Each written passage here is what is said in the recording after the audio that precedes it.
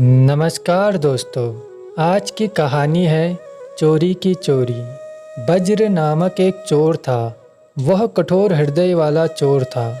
उसे प्रतिदिन थोड़ा बहुत जो भी मिलता था उसे चुरा लेता था।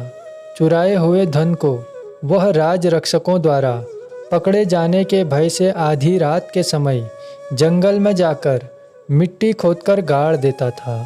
एक रात वीरदत्त नामक एक किरात लकड़हारे ने चोर का यह कृत्य देख लिया। चोर के चले जाने के बाद प्रतिदिन मिट्टी हटाकर संपत्ति में से 10वां हिस्सा निकाल लेता और गड्ढे को पहले की तरह पत्थर मिट्टी से ढक देता था। लकड़हारा चालाक चोर था। वह इस ढंग से चुराता था कि वज्र उसकी चोरी को भांप न सके। एक दिन लकड़हारा अपनी पत्नी को धन देता हुआ बोला, तुम प्रतिदिन धन मांगा करती थी, लो आज मुझे पर्याप्त धन प्राप्त हो गया है। पत्नी ने कहा, जो धन अपने परिश्रम से उपार्जित किया जाता है वही स्थायी होता है, दूसरा धन नष्ट हो जाता है। इसलिए इस धन से जनता के भले के लिए बावली, कुआं आदि बनवाना चाहिए। उसके पति को यह बात जच गई।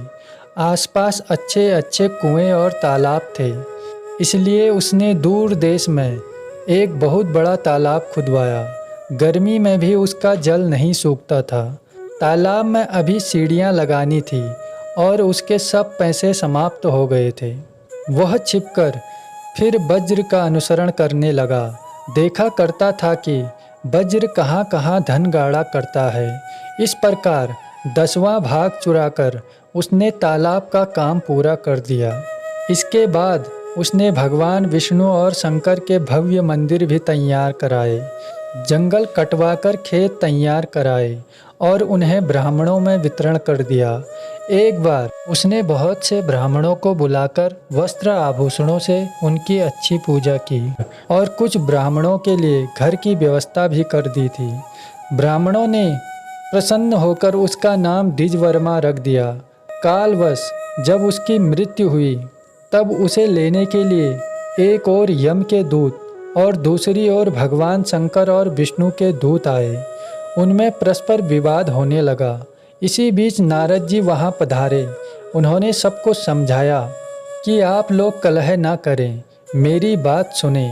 इस किरात ने चोरी के धन से मंदिर आदि तैयार किए हैं, अतः जब तक कुमार्ग से उपार्जित द्रव्य रूप पाप का प्रायश्चित नहीं हो जाता तब तक यह वायु के रूप में अंतरिक्ष में विचरण करता रहे।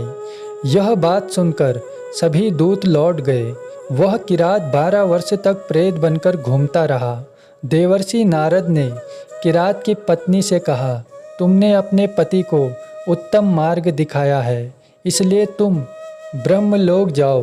किंतु किरात की पत्नी अपने पति के दुख से दुखी थी।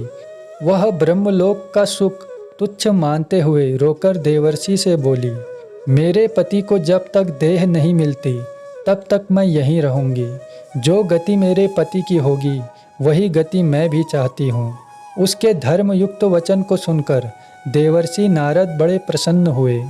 उन्होंने उसे अपने प्रभाव से इस योग्य बना दिया कि भगवान शंकर की अच्छी आराधना कर सके। उन्होंने बताया कि तीर्थ में स्नान कर कंदमूल फल खाकर अपने पति की सद्गति के लिए भगवान शंकर की पूजा और जप किया। उसने अपने पति के लिए शिव की आराधना लगन से की। इस कृत्य से उसके पति के चोरी का सारा पाप धुल गया। फिर अपने पुण्य के बल से दोनों पति पत्नी को उत्तम लोक मिला। वज्र चोर और वे सभी धनी जिनका इस कार्य में धन लगा था सपरिवार स्वर्ग चले गए। दोस्तों, इस कहानी को अंत तक सुनने के लिए धन्यवाद।